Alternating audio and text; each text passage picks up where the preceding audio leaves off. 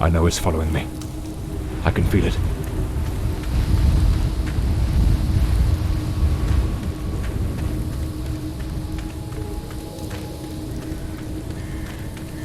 I shouldn't have taken such a risk.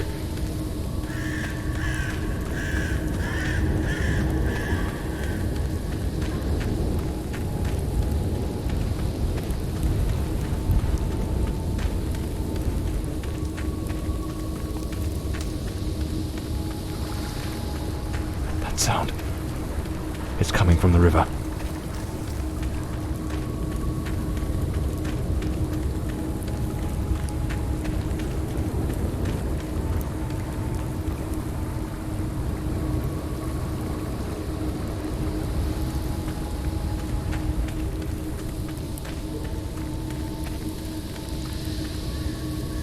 If it catches me, it will show no mercy.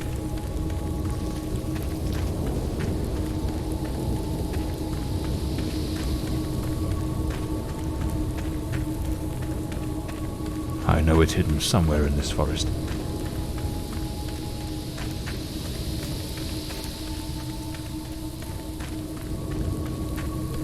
I should be able to see its light soon.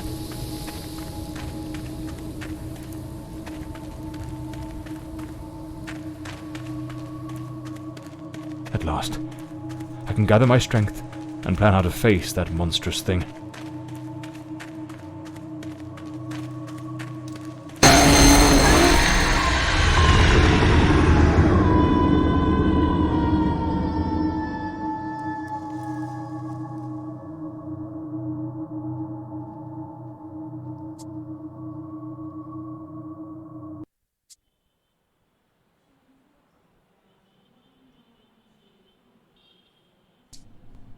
The name's John Morley, private detective, and today is a momentous day. After enduring the most exquisite tortures at the hands of those blasted nurses, and being pumped full of enough medicine to fell an ox, today I'm finally free. Who would have thought that the case of the Red Shoes murder would end the way it did? A stormy night, soaked to the skin, wrestling that brainless killer on a rooftop. Then a slip and a 5-story plunge. It appears you're awake at last. We had considerable difficulty rousing you earlier this morning, so I deemed it best to let you rest a while longer. I bring you good news. The latest test results are favourable, and the doctor has authorised your discharge. You are now officially ready to go. I have placed your belongings on the table. Oh, and a lady stopped by this morning with some clothes from the dry cleaner.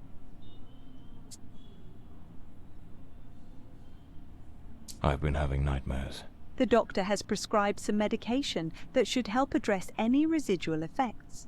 This should assist in alleviating your nightmares. So I'm better now? Yes, you are much improved. Both your physical and psychological assessments have been satisfactory, and there are no impediments to your returning to your normal life. My belongings? I thought everything was already in the room. There are a few valuables and some coins we kept for safekeeping. They are in the box on the table.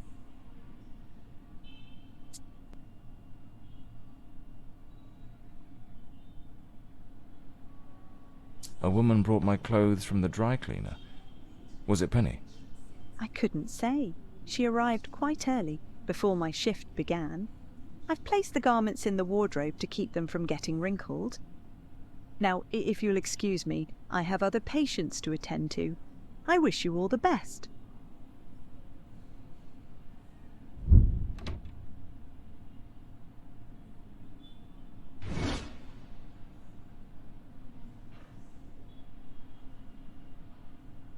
I better get dressed. That's me, the bloodhound Morley.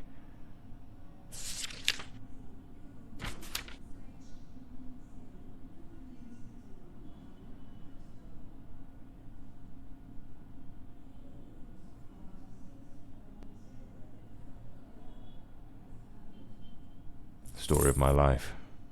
Nearly broke. Blimey, it's nearly noon. I must have lost track of time in those blasted nightmares. Blimey, what a fool I took onto that rain-soaked pavement. And to top it off, with that downpour, I ruined my best suit. But, well, that's all water under the bridge now, quite literally.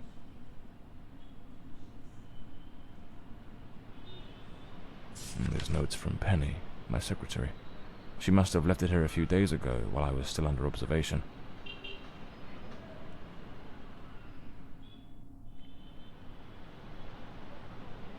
Damn it, Penny.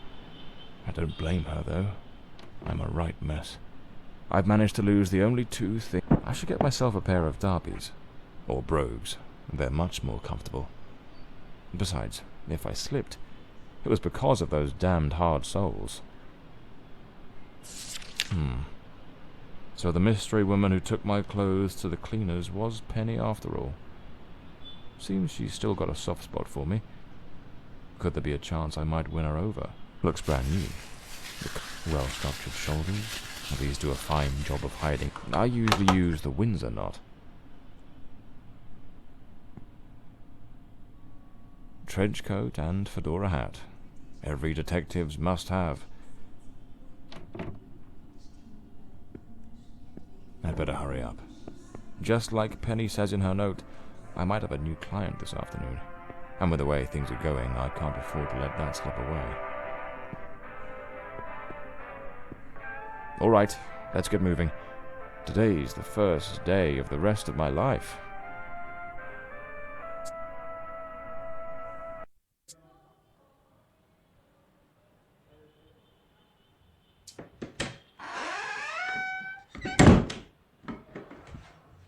Back again. Feels like stepping into a forgotten. Everything's got that same old charm, and yet feels oddly new. This hospital stint's given me a bit of a new outlook. Maybe I'll take it a shade easier from now on. Here they are. Penny's keys. Just like it says in her note.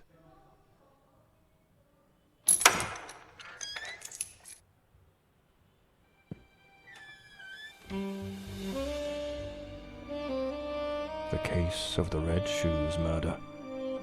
One of the most complicated I've faced. Finally. Case closed.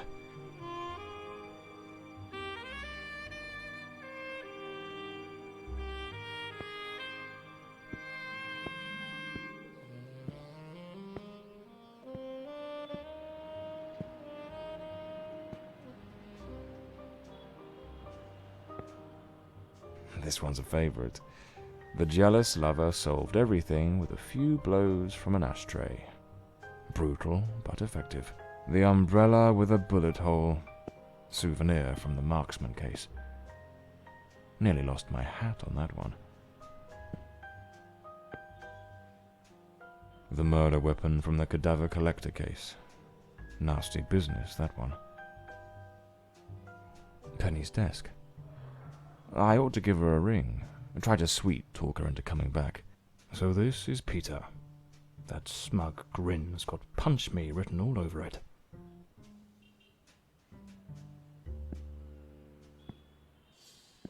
This case is worth its weight in gold. Everything you need for a portable lab.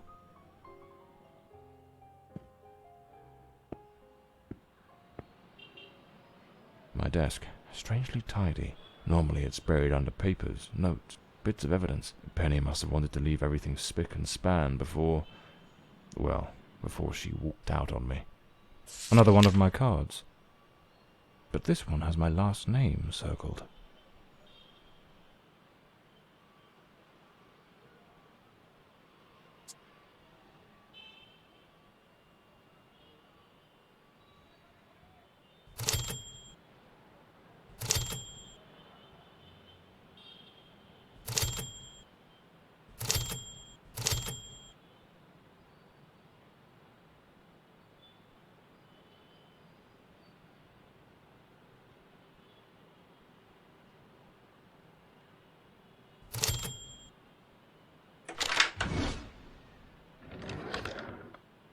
The Scarlet Page. I trust Penny didn't go snooping through my things while I was away. My apologies, madam. I didn't hear you come in. I was a bit distracted. Good afternoon, Mr. Morley. I trust your assistant informed you of my visit as promised. My apologies. I was rather engrossed and didn't notice your arrival. To whom do I owe the honour of this meeting? Lady Margaret Fordside, the 4th Countess of Bloomsbury. Lady Margaret, could you tell me what brings you here today? How can I assist you? I shall endeavour to be as candid as possible. 20 years ago, when my daughter was just 18, she was brutally murdered. It happened at our family estate, Bloomsbury Manor. Someone slipped into the house unnoticed, and upon reaching her room, delivered 5 fatal stab wounds to her chest, lungs, and heart. The police, eager to close the case, hastily blamed and condemned 2 violent thieves who clearly had nothing to do with her death. The investigation was closed, and justice was never served. I am prepared to offer you £30,000 if you take on this case, and a further £30,000 if you can solve it and bring the true killer to light. Tell me, Mr. Morley, will you accept this case? I understand your distress, Lady Fordside. But before I commit to anything, might I trouble you with a few questions? By all means, Mr. Morley. Ask whatever you must.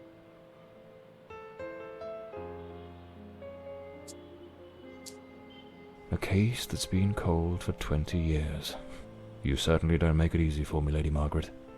What made you decide to seek out a detective now? For over 2 decades, I've fought tirelessly to have the case reopened, to prove that the real murderer escaped justice.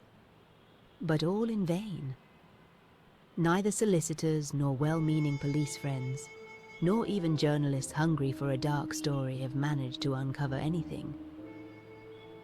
Then one day, I read about your success in solving the case of the Red Shoes killer. Regrettably, I also learned of the unfortunate incident that left you hospitalized with grievous injuries. On the advice of your secretary, Miss Penny, I waited patiently for your recovery. And now, here I am.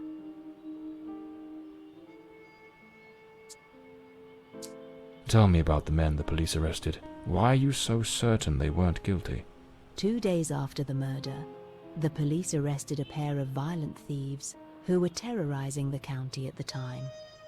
Though they swore their innocence in my daughter Elodie's death, their criminal record completely undermined their defense. Seizing the opportunity, the police locked them away for their other crimes, and the case was closed.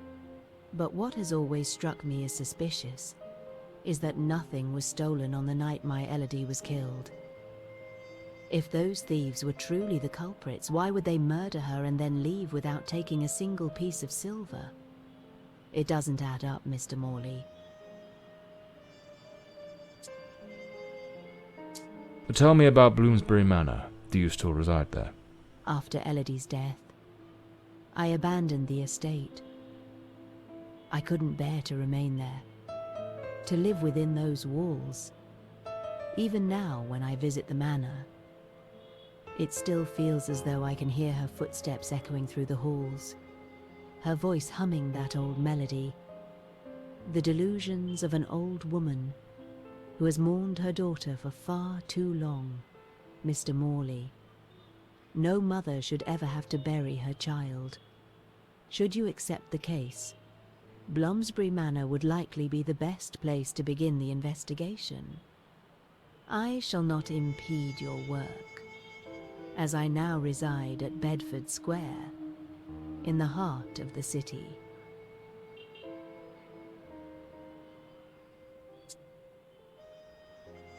Tell me, were there any witnesses? Did anyone see or hear anything? It happened at midnight. The house was practically empty at the time, with only a few servants and a guest who was sleeping in the west wing. I was the only one who might have heard something, as my room was next to hers. Unfortunately, I had taken a sleeping draught and fell into a deep slumber.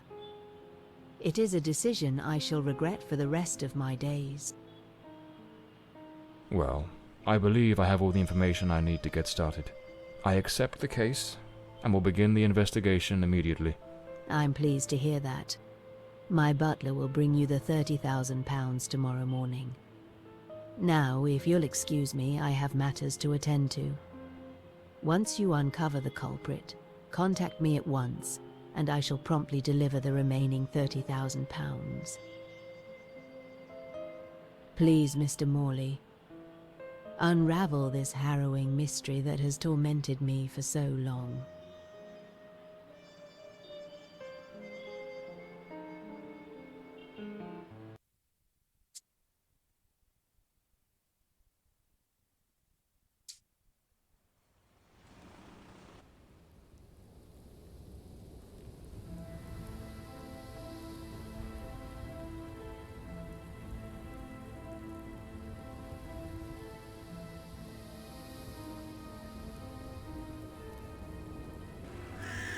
As I made my way through the dense forest path, a haunting silence enveloped the air. It was as though the very night of the crime still lingered here, shrouded in an eerie calm. The manor stood before me, its facade as inscrutable as the shadows that danced in the moonlight. Every step I took felt like a step deeper into the heart of a mystery that refused to be forgotten.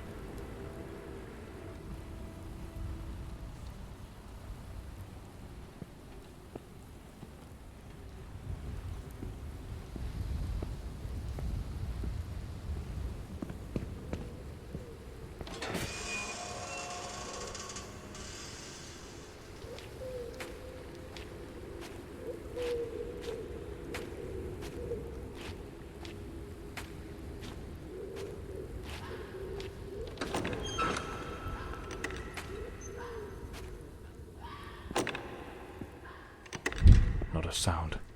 The door's chained up with a padlock. Looks like I'll need to find the key.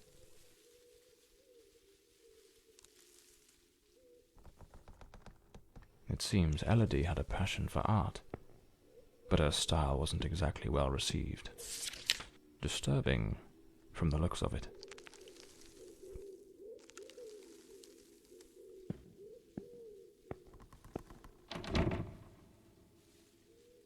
A blue moon, fitting for a place haunted by its own secrets.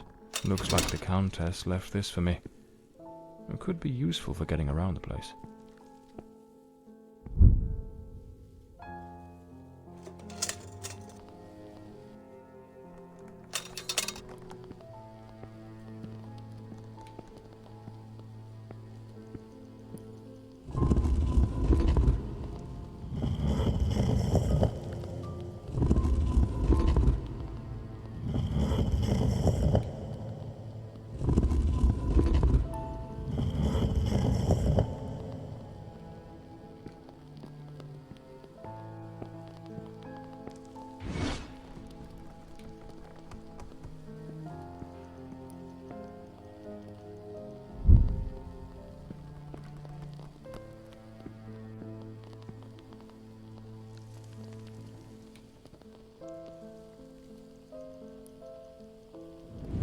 So, the housekeeper left a note for the Countess, asking her to meet here on the day of the murder.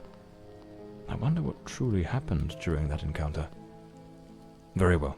Let's piece the events together, step by step.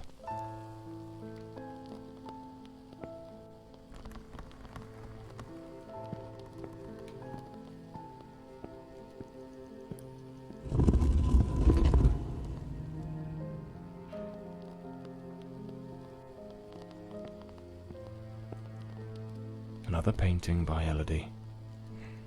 There's something deeply disturbing about her work.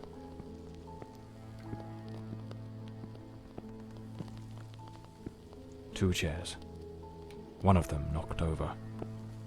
The housekeeper's cup is still here. Tea spilled across the table. She never got to drink it.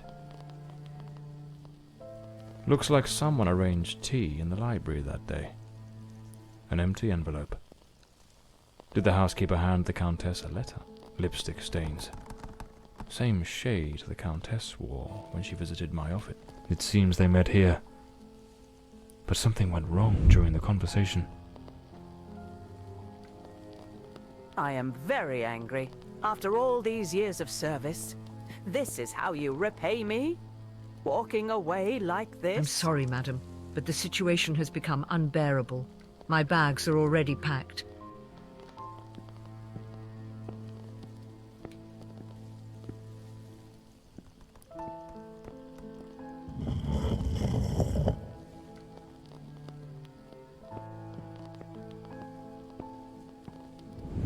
The Countess threw the housekeeper out in a fit of rage. In her haste, the housekeeper forgot one of her bags. What was it that unsettled the housekeeper enough to abandon her post so suddenly?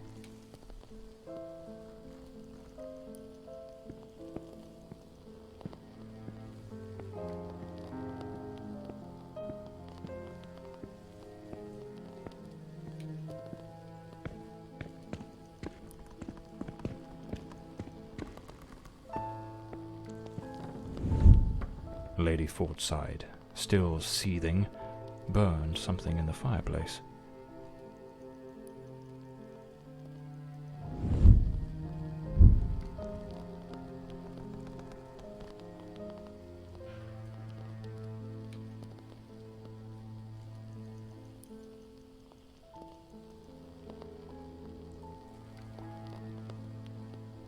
The housekeeper resigned. Seems something or someone troubled her greatly. The lock has been concealed. This door must open by some other means. Looks like this is the Fordside family book, showing some of their ancestors.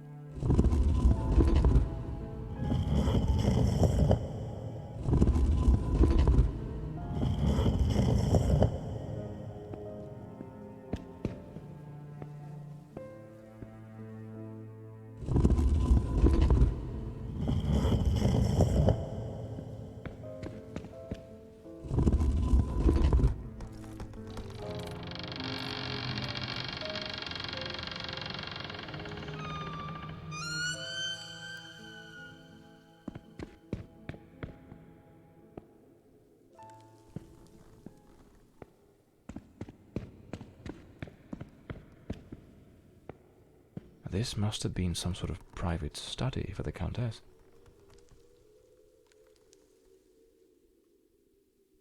Elodie was committed to a psychiatric facility. Lady Margaret and a young woman. I suppose it's Elodie. They look happy. It was undoubtedly a better time.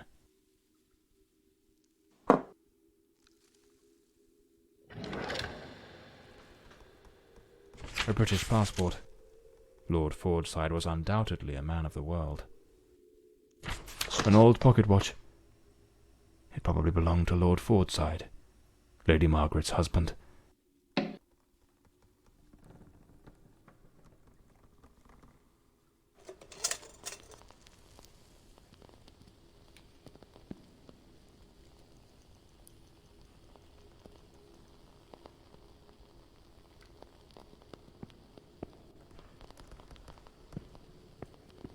This looks like the key to the main hall.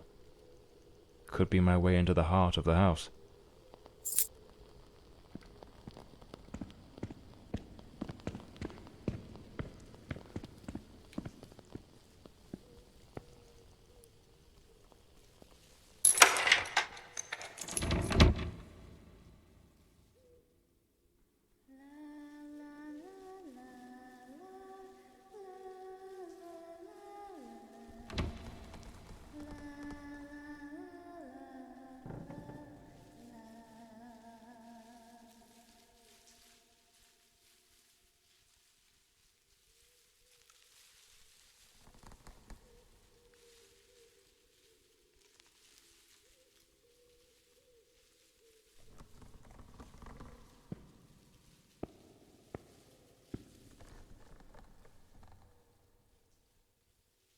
Here lies Elodie.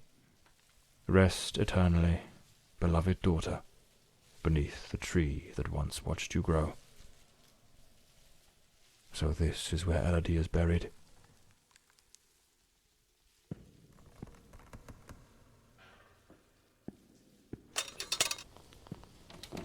This door is locked as well.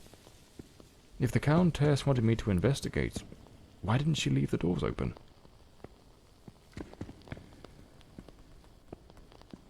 Layers of dried oil paint, left untouched for 20 years. It's as if time stopped the moment Elodie laid down her brush. The sinking of a ship. Looks like the last painting Elodie was working on was of a ship at sea. A grand ship on the open sea.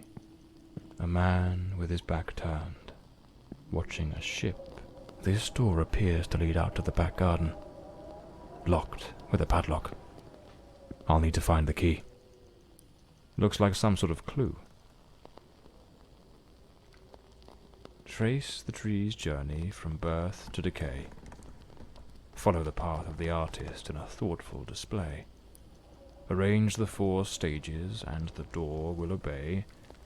Unlock the path ahead as art lights your way.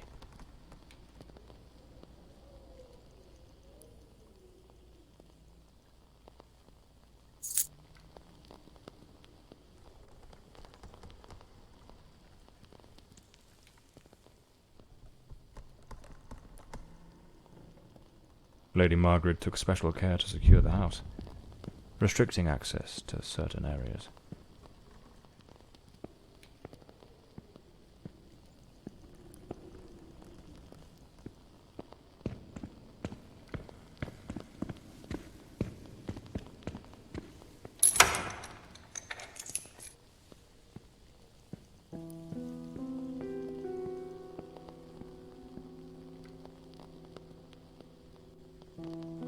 Some of these paintings are really dark and sinister. This looks like Elodie's diary. Let's see what her last entries reveal.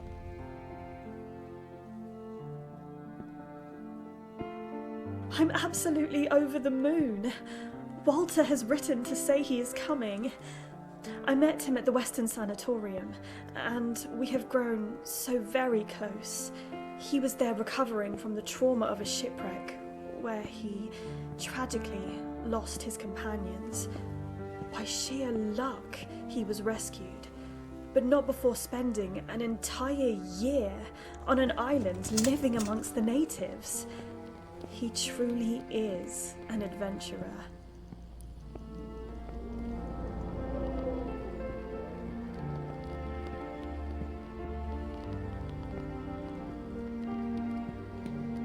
Looks like a commercial seaman's yearbook. Damn it, it's not here. It's simply not here. This must be the Countess's handwriting. What was she searching for? Those poor souls. Tragedy seems to have cast a long shadow over this family.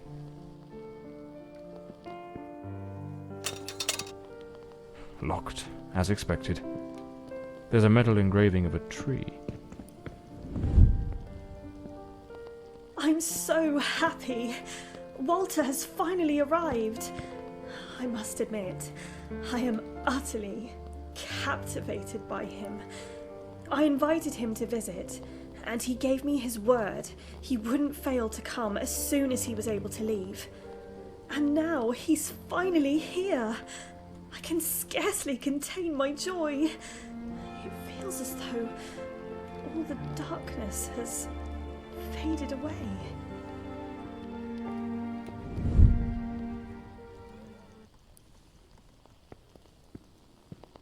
Oh, they looked so in love.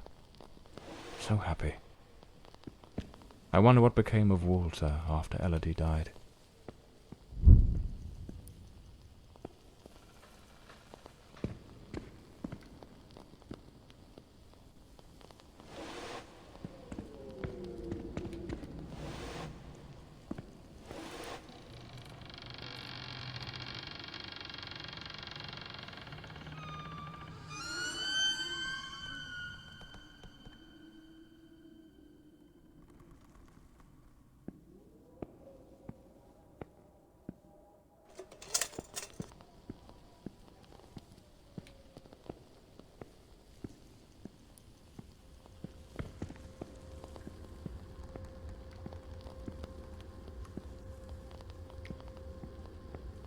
A boarded-up door.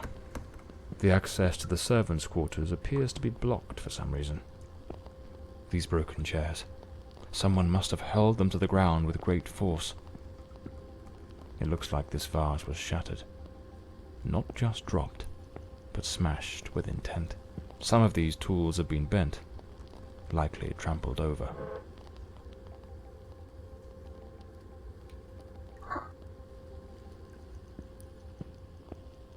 A silver knife is missing, and it's nowhere to be found. Likely taken by the same person who caused all this destruction.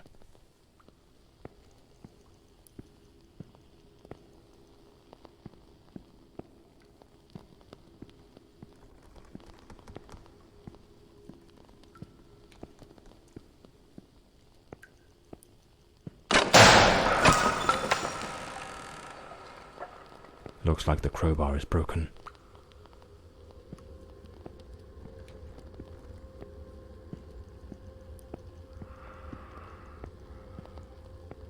A pair of blood-stained scissors stuck in the sink basin. Deeply unsettling.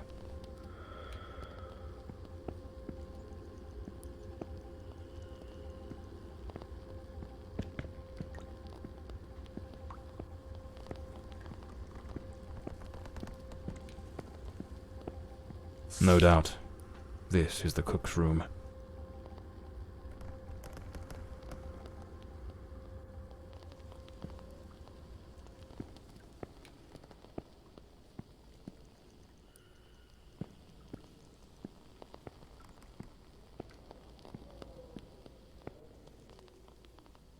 A doll pierced with an awl. A warning? The young maid was an avid fan of actor Valentin Rudolph. What a collection of posters from his films.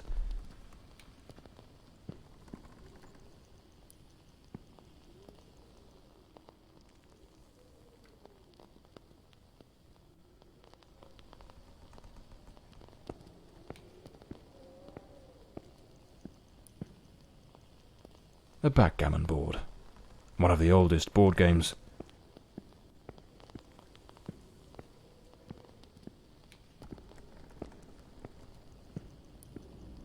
Miss Marva apparently knew her way around the tarot. What a dreadful spread, and what a chilling omen it revealed. Evil approaches. It will bring death, and lay ruin to the house and all who dwell within.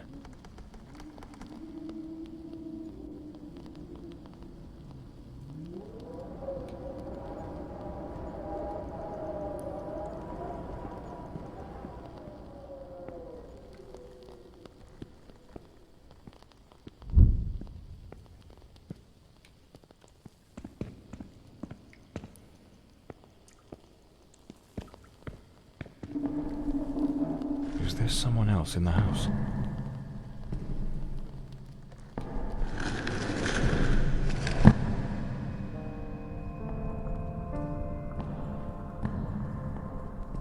Who the devil is that man?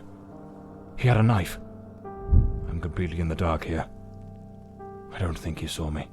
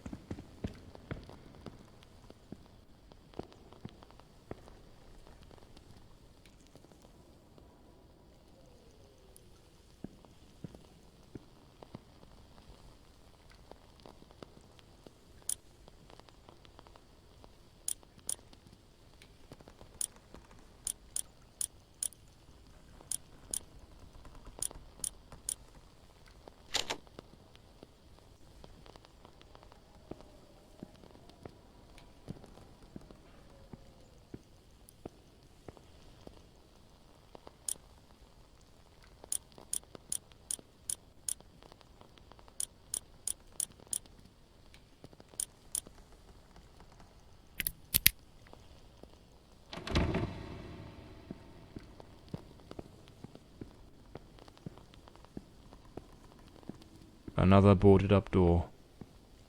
The question is, was it sealed before the murder? And why?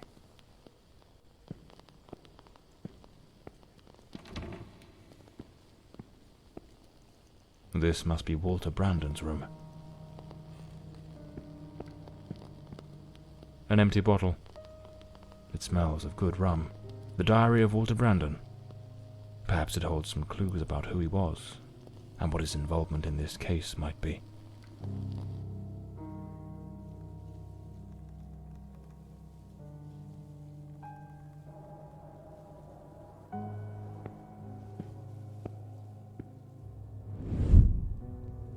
I am terrified that man has found me. I fear something dreadful is about to happen. Tonight as I awoke, I saw him, standing at the foot of my bed. I could not make out his face, but his knife. The gleam of its blade shone in the darkness. I sprang up suddenly, determined to confront this stranger. Grabbing the heavy candlestick from the nightstand, I hurled it with all my strength. He vanished into the dark. What on earth happened? Did Walter also see the mysterious man with the knife? It's absurd. This occurred 20 years ago. Surely that man can't still be lurking about. Can he?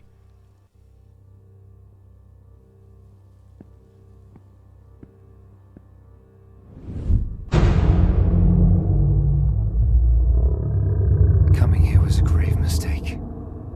He has followed me, watching and lurking in dark corners, waiting to surprise me. I dare not tell Elodie. She would think the one thing I dread most for her to believe. I see him again from the window, watching me. His long hair and beard obscure his face, and he still holds that knife. He means to kill me.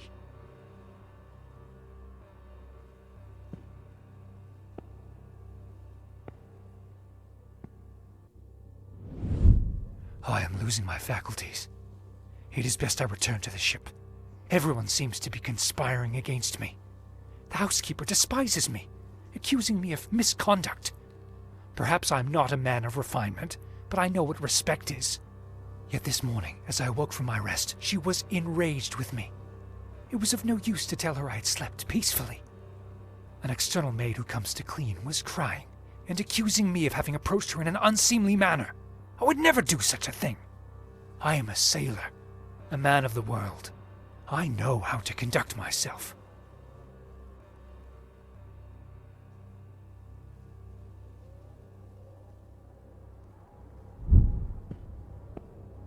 A compass and a sextant.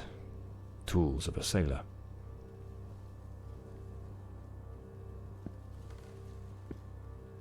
A model ship. Mr. Brandon must have felt the last entry in the diary, dated the very night of the murder. My beloved Elodie, why can you not believe this poor sailor who only wishes to love you? I have left everything behind. My ship, the sea, all my world, just to be by your side as you asked me to. Damn it. I can hear the man with the knife coming up the stairs from the hall. I need to hide. Walter was terrified. What in the devil was happening here? It seems this trunk was all Walter owned. I should take a look at it. Seems I'm not the only one with a fondness for hats.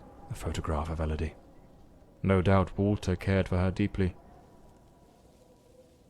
Looks like the key to the back garden. I better head back to the staircase gallery. Pretty sure I saw a door to the outside there.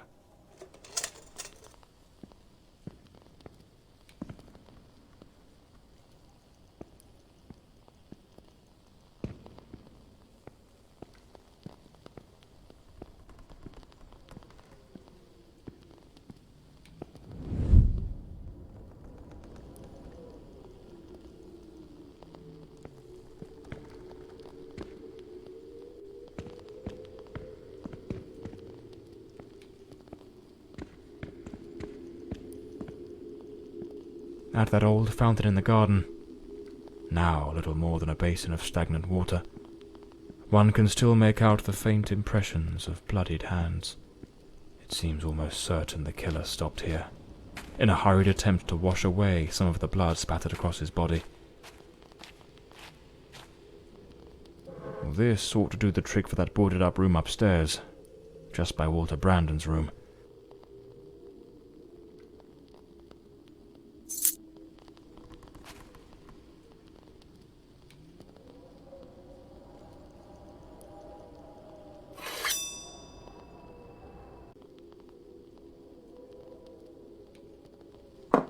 Despite his injuries, the killer rid himself of anything that might incriminate him before fleeing the scene. The boots, the coat, even the knife. It's a chilling thought, but those very items remind me of the figure seen lurking near the manor, the same figure Walter Brandon spoke of with such dread, and perhaps the very one who was said to have harassed the maids. That mysterious presence was, in all likelihood, the murderer of Elodie Fordside.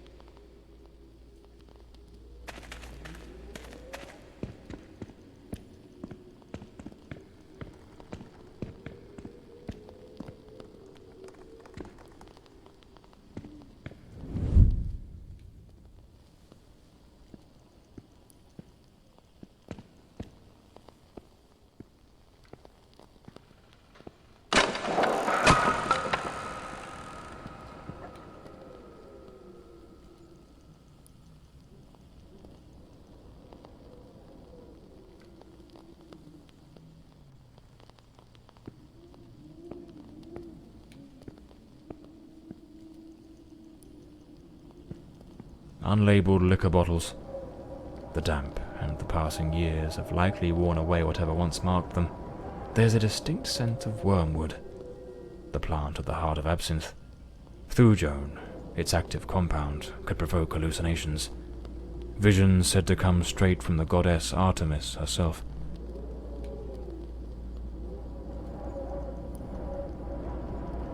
A sharpening wheel. Lord Fordside likely crafted his own chisels. Lord Fordside was a gifted artist, no doubt, but his work betrayed a dark and tormented soul. This unfinished fallen angel stirs in me a curious sense of unease, almost repulsion.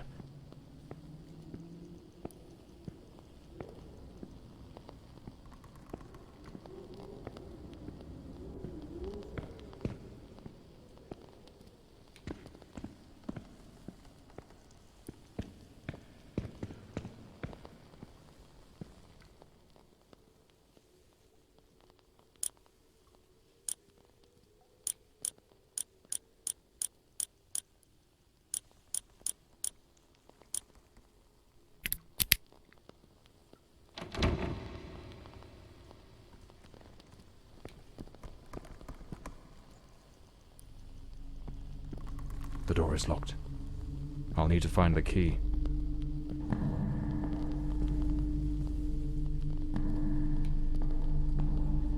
Him again. Who the bloody hell are you?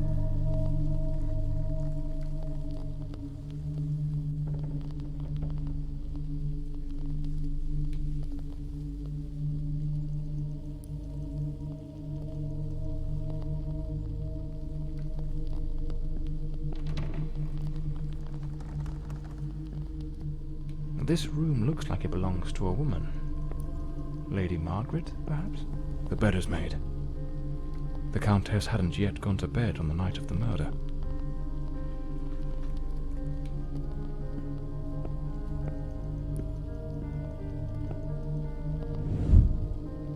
This is a nightmare. I am deeply concerned for Elodie. The housekeeper has long been warning me about Walter. I have made some inquiries, and nothing is as it seems. Elodie remains blissfully happy with him in the house. I am at my wit's end. Since her return from the sanatorium, she has been positively radiant, a true beacon of light. They go out together and seem to have a splendid time. He appears very close to her. This is in stark contrast to the picture painted by the housekeeper, which is a complete contradiction.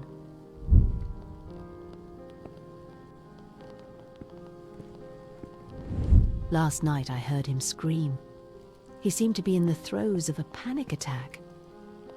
I approached on tiptoe to the guest quarters, and then suddenly I was struck with terror. An insane, maniacal laughter echoed through the night. It did not sound like him. The following morning, Walter and Elodie went out to sail on the pond. Everything appeared normal, and he was the most charming he has ever been.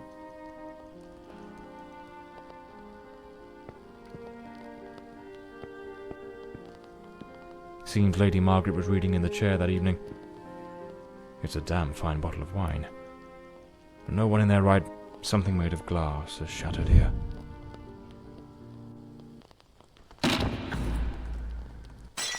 Oh my God, what is that noise? It's coming from Elodie's room.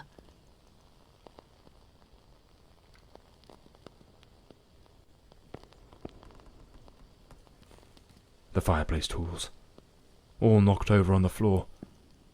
And unless my eyes deceive me, the poker appears to be missing. Oh my God, Elodie! Lady Margaret, quite agitated, grabbed the fireplace poker and rushed toward Elodie's room. A key. Likely the one to Elodie's room. Lady Margaret lied to me. She hadn't taken any sleeping draught that night. She could have heard the attack and rushed to see what was happening. Why did she hide this from me? The more I investigate, the more convoluted it all seems. There was a struggle here, clear as day.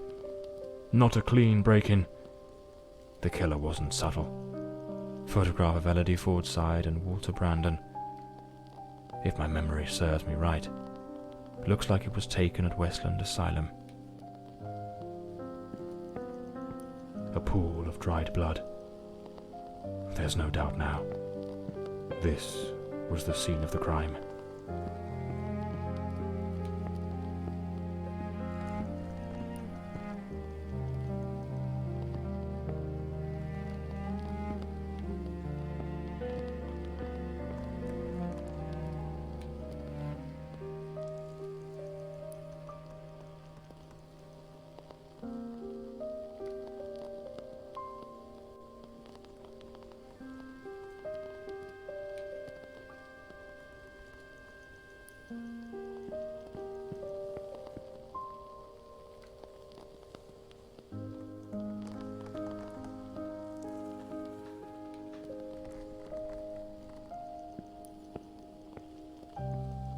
A rag doll, tossed on the floor. I'd wager it used to sit neatly on the bed. Either it was knocked over in the scuffle, or perhaps Elodie dropped it herself in the panic. Judging by the sheer brutality of the crime, we can almost certainly conclude the killer was a man of considerable build. The blood-stained coat, found alongside the greenhouse knife, suggests that the mysterious figure seen loitering nearby may, in fact, be the very same individual who committed the murder. They say the killer always returns to the scene of the crime. But 20 years have passed. Why now? Let's attempt to reconstruct the events, just as they might have unfolded that night, and try to understand precisely what happened. A teacup on the bedside table. Elodie must have lain down that night, perhaps already drifting to sleep.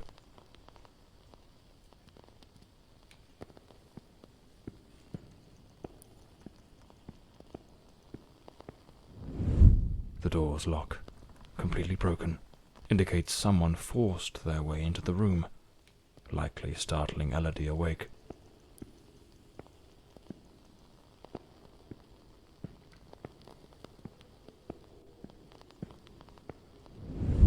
Elodie tried to flee, but the killer cornered her near the vanity. She lost her balance and fell, breaking the dresser and chair.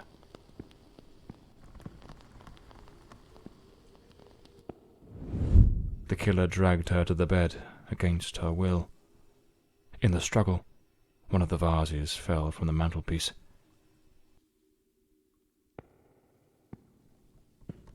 On the bed, the killer stabbed her mercilessly, again and again, staining the sheets with blood.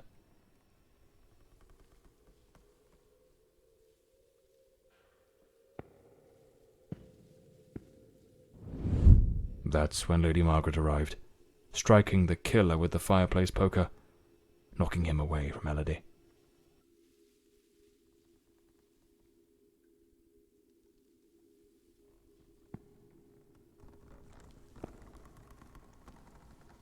Wounded, the killer fled the scene, but it was already too late. Elodie was already dead.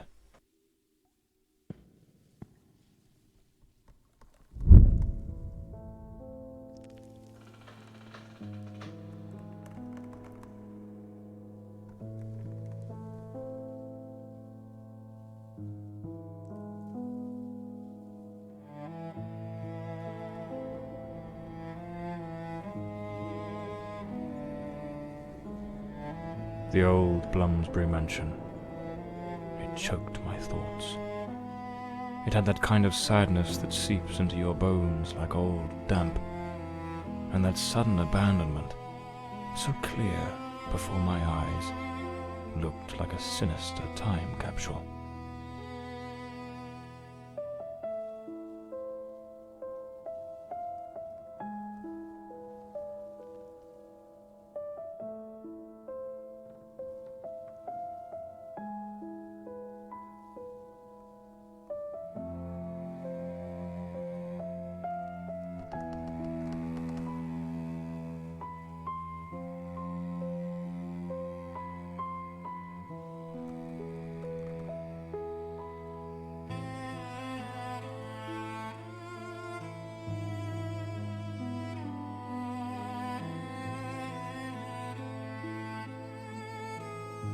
One thing was certain. My next move was to dig up answers about the man with the knife, and about Walter Brandon, the sailor from Westland Asylum, an old, forgotten sanatorium that, 20 years ago, was the scene of a meeting between Elodie Fordside and that Brandon fellow.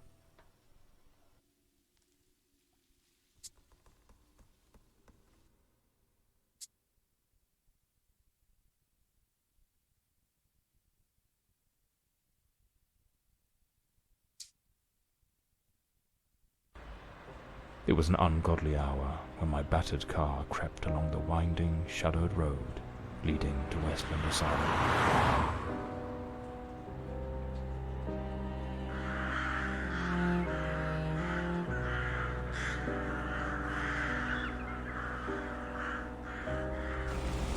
But what I found upon arrival was disquieting. The building, forsaken for more than a decade, remained illuminated. Was it some ancient emergency system defying the passage of time? Or was someone awaiting my arrival?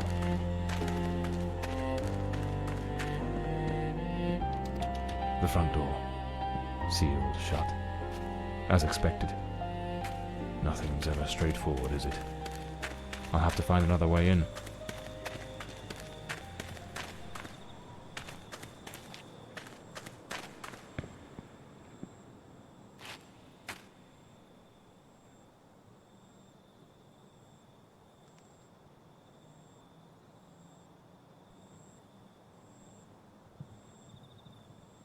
So, there's an alternative entrance, hidden somewhere in the wall of the asylum.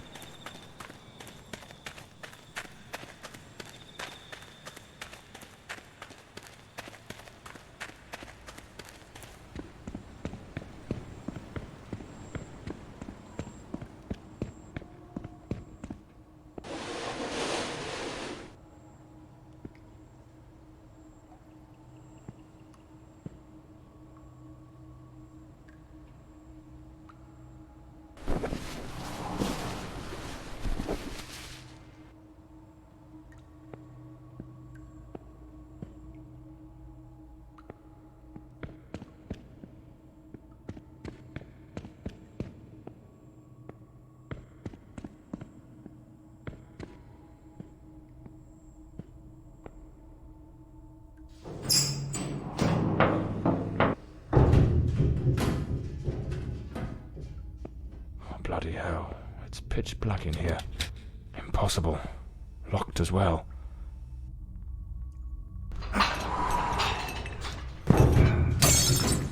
Damn it. The lantern. It's broken. I'll have to manage without it for now.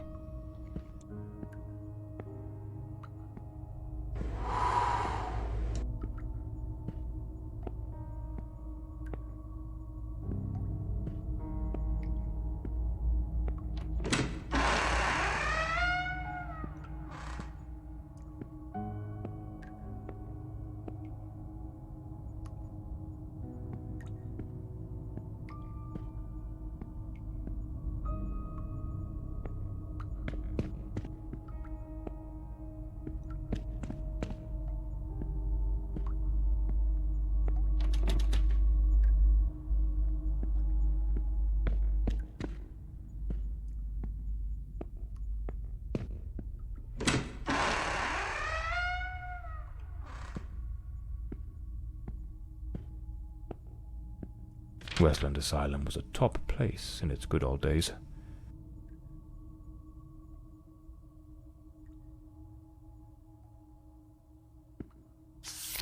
May 1922. This letter was written half a year before Elodie's murder. It's possible she was still a patient here at the time. The nurses were genuinely concerned about the aggression of patient B03.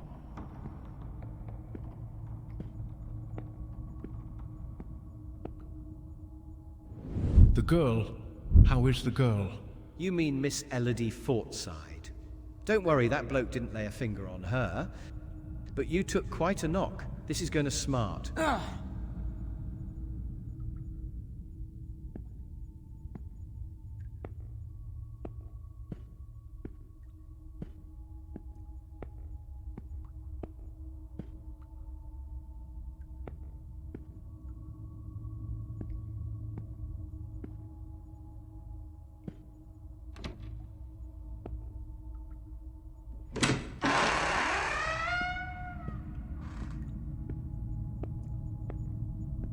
A bloody handprint.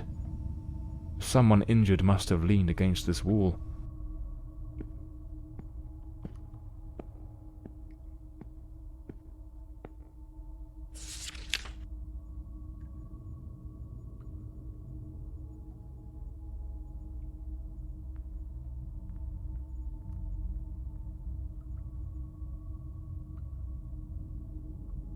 The asylum was shut down 10 years ago.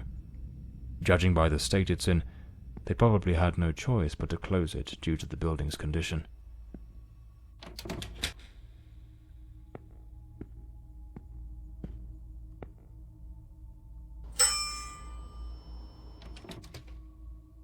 It's locked. Without the key, I won't be able to access the upper floors.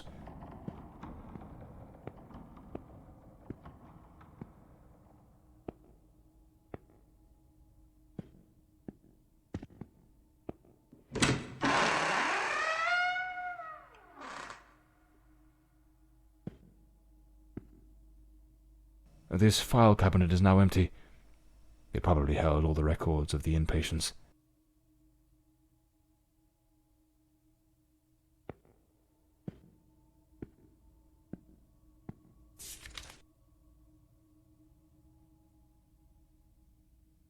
I need to find Dr. Sheridan's office.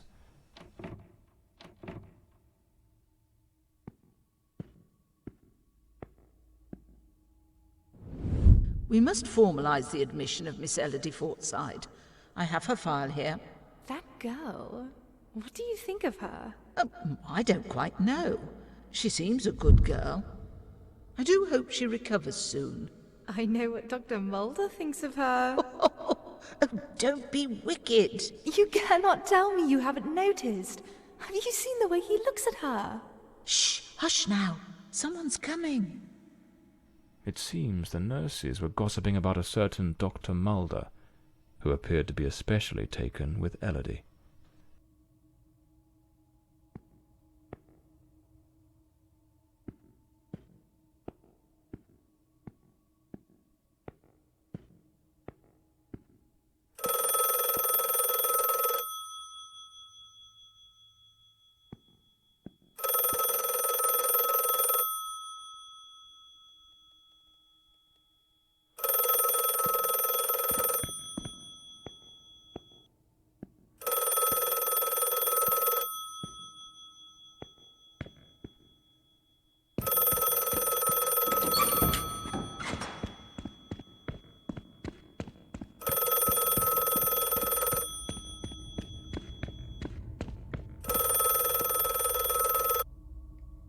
Hello? Hello? Can you hear me? Mr. Morley, is that you? Lady Margaret? Mr. Morley, I'm so relieved to hear your voice. I've been trying to reach your office, but I couldn't get through to anyone. It's awfully late at night, Lady Margaret. How on earth did you know I was at Westland Asylum? Well, I was already in bed, truth be told. But there was something on my mind. A vital detail I'd forgotten to mention. I called your office, searched for you at the mansion, and when I couldn't find you there, I assumed you might be investigating at the asylum. I see. Very resourceful of you. Now tell me, what is this detail of such importance? Oh, yes, of course. I almost forgot. You see, the truth is, I'm afraid that you're not alone. What the devil does that mean? Hello? Lady Margaret?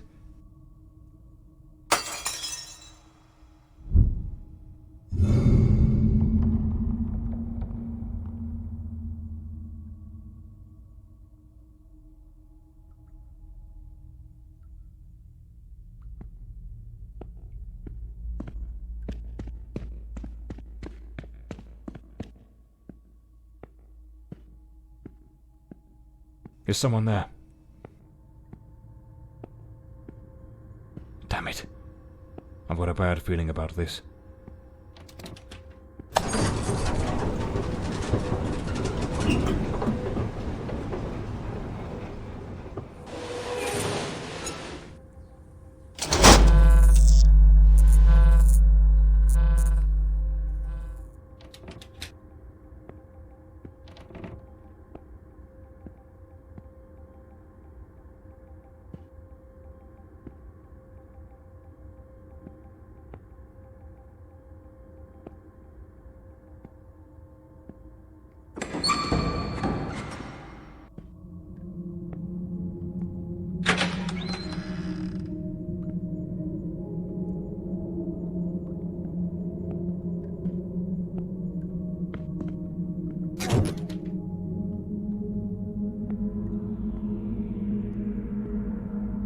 Internal report. Patient B08, Miss Beatrice Marin, female, 28, reclassified after initial misidentification. Miss Marin presents with severe self-destructive behaviors. She engages in autosarcophagy, self-cannibalism that has markedly compromised her physical integrity, and compulsively ingests her own hair. These actions, driven by deep psychological torment and overwhelming despair, leave her in a perilously fragile state. As a precaution, she is secured in a straitjacket and confined to an environment entirely devoid of any utensils or objects that might further self-harm.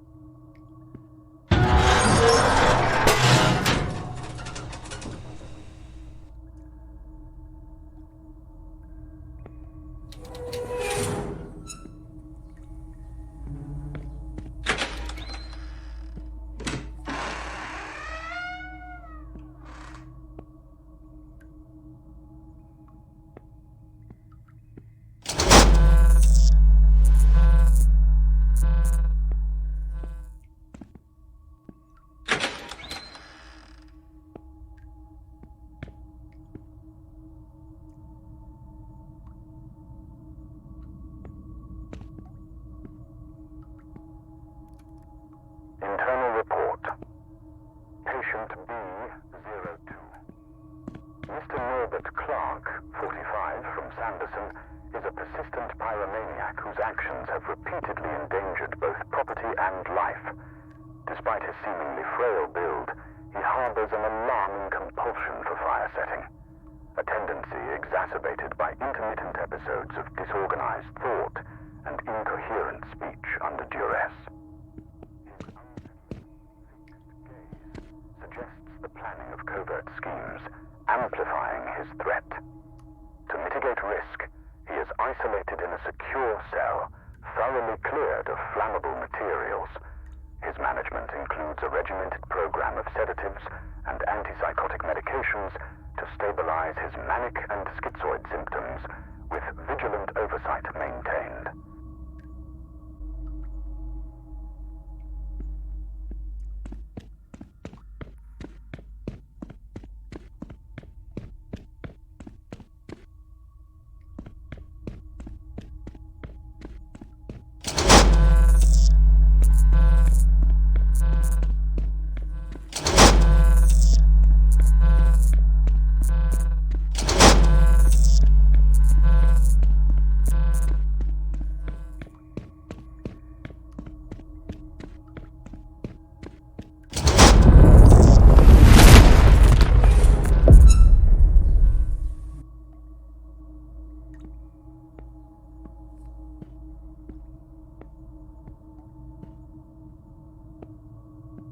This room gives me the shivers.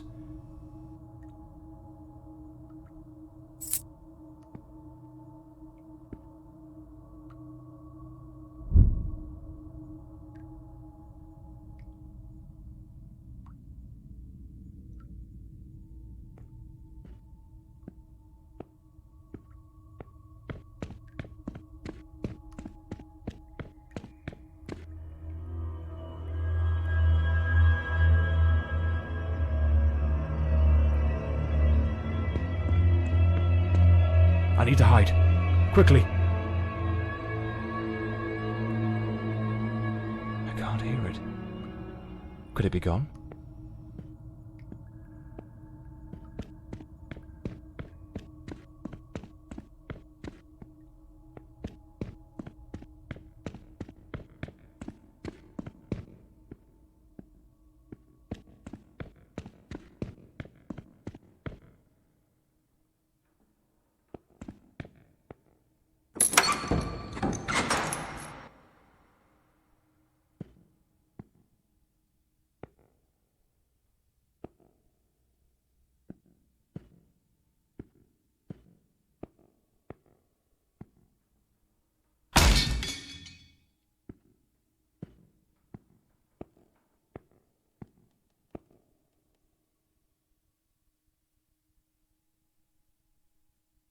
A cigarette case, with a bit of tobacco still inside.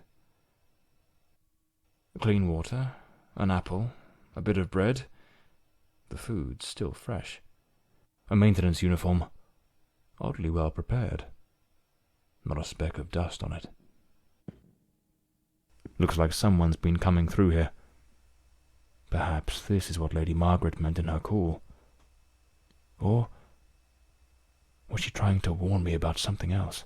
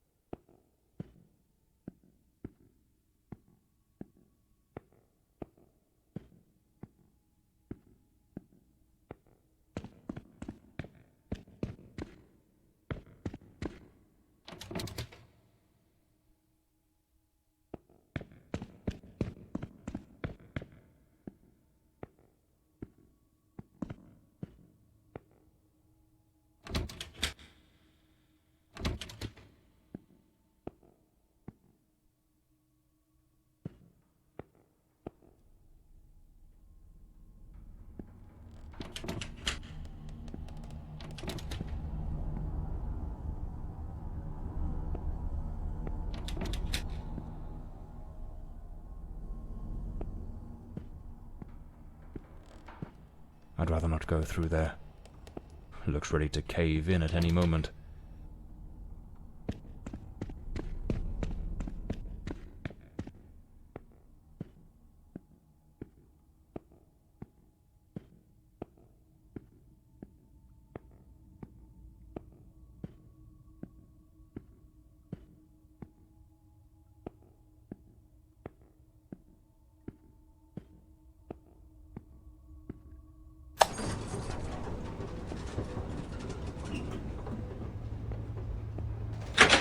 Here it is. Dr. Sheridan's office. This is where I'll find Elodie's record. Patient at the sanatorium.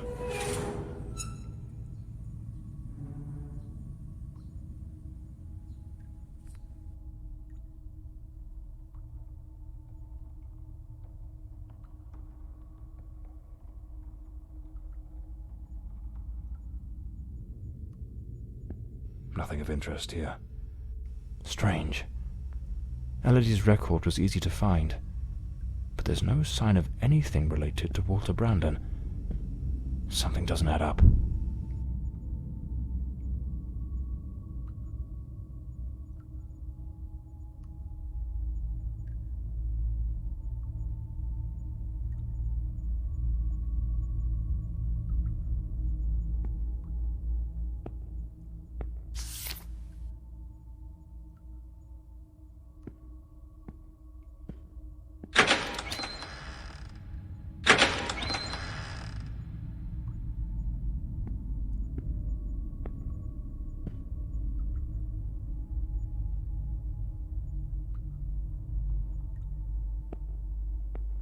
Wait.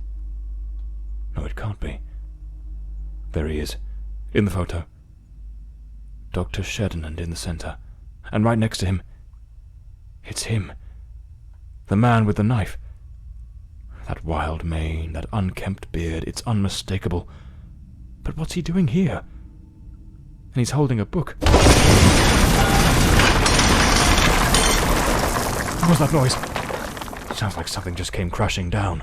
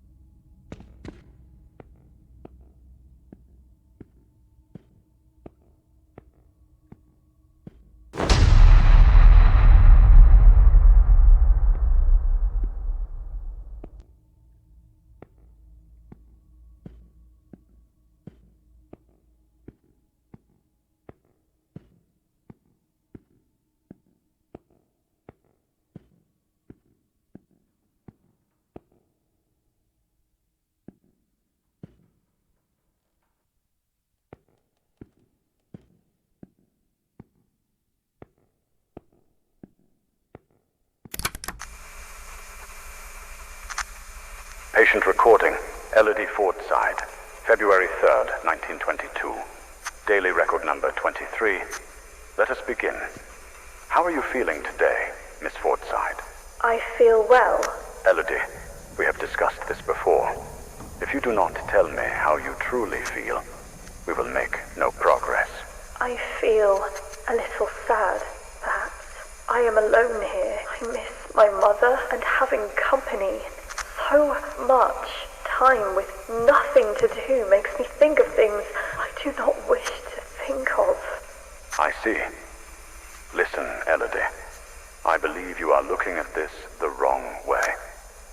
If, instead of dwelling on what you call dark thoughts, you were to focus on possibilities, your outlook would change entirely. A young, beautiful woman such as yourself should look to the future with excitement. Think of all the adventures that lie ahead. Your family, your career as a painter. Perhaps even finding a man of good standing. One who could protect you from your demons. A man? Tell me, Elodie, is there no man who stirs your heart? What in God's name do you think you're doing? Miss Fordside, you may go. We shall continue later. Very well. Have you lost your mind? Where is your professionalism? Do not presume to judge my methods with your oh-so-righteous reading therapy. Methods? The entire hospital is whispering about you. She is a patient, Dr. Mulder, and she is mentally unwell. Listen, Ferdinand.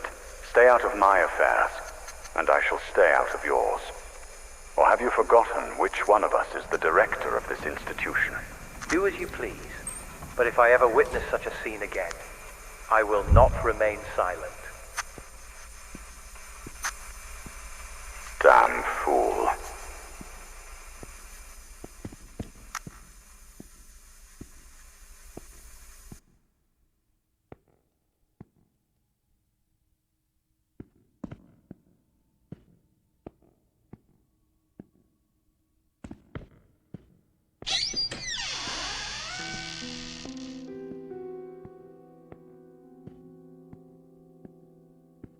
The Adventures of Walter Brandon, the intrepid captain of the Stella Maris, braving the treacherous South Seas. What in the devil does this mean?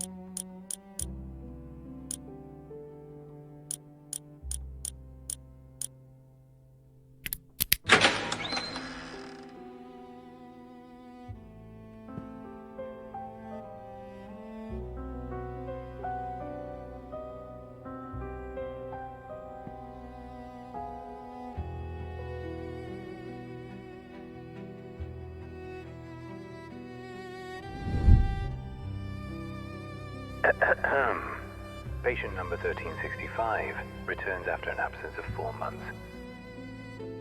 He's in a state of utter disorientation, perspiration pouring off him, and good heavens, there's a severe wound to the skull.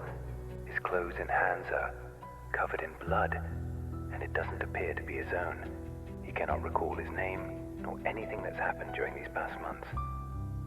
Seems to have found his way back here more by some strange instinct than by memory itself.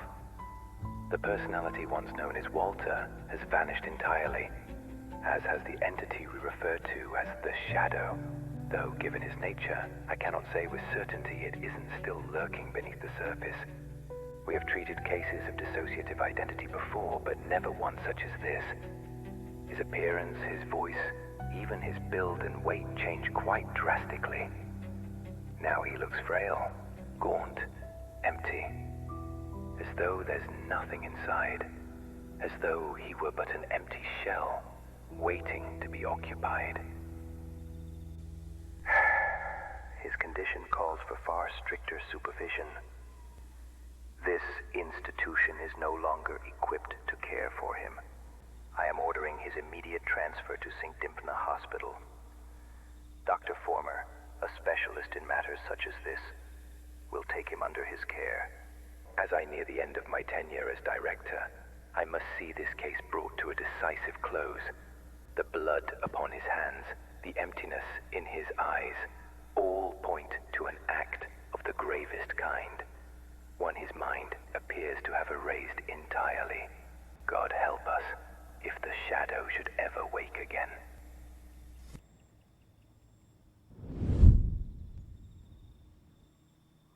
So it seems Walter came back to the sanatorium of his own accord, though he was utterly incapable of recalling what he'd done. They moved him to St. Dymphna's Hospital. Could he still be there after 20 years? What became of him? I'll have to follow this lead.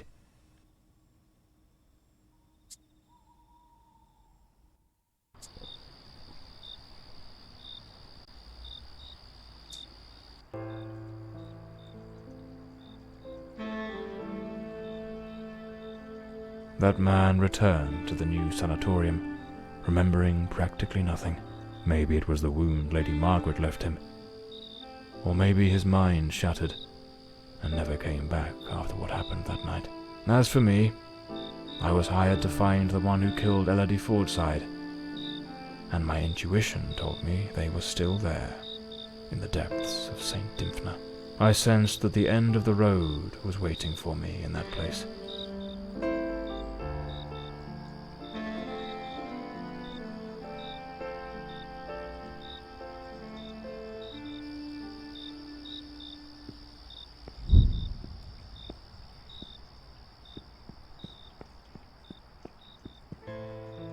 Can't very well saunter in through the front door as if nothing's amiss. I'll need to find another way in.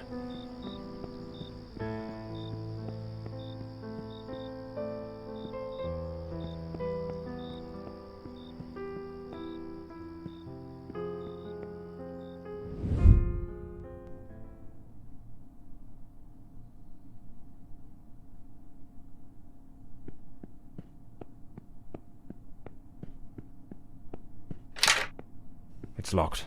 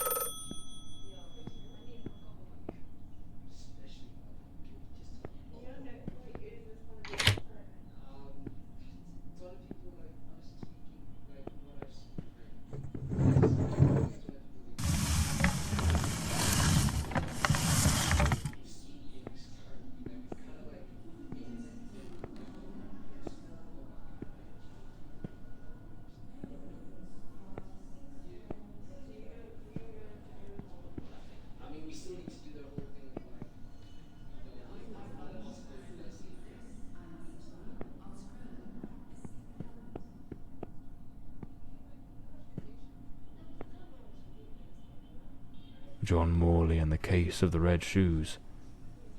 What the devil does this mean?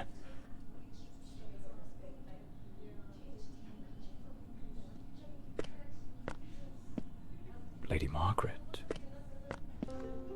That fateful night, I was startled by the noise, those wretched cries of agony from dear Elodie. I rushed to her chambers, and there you stood, stained with the blood of the one soul I cherished above all others in this world.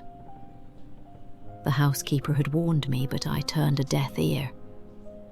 Elodie was finally happy, even amidst your incessant bouts of volatility.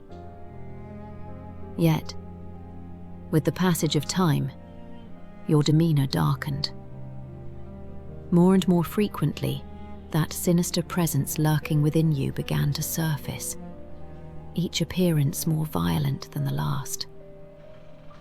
Elodie no longer gazed upon you with the starry-eyed affection of a smitten young woman. The atmosphere in this house grew suffocating, fraught with an unbearable tension. That very afternoon I spoke with her. She had resolved to end your engagement. You seemed, or so I dared hope, to have accepted it with grace. But that night, that very night, you ended her life in the most savage manner imaginable. I threw myself upon Elodie, desperate to save her. But alas, it was far too late.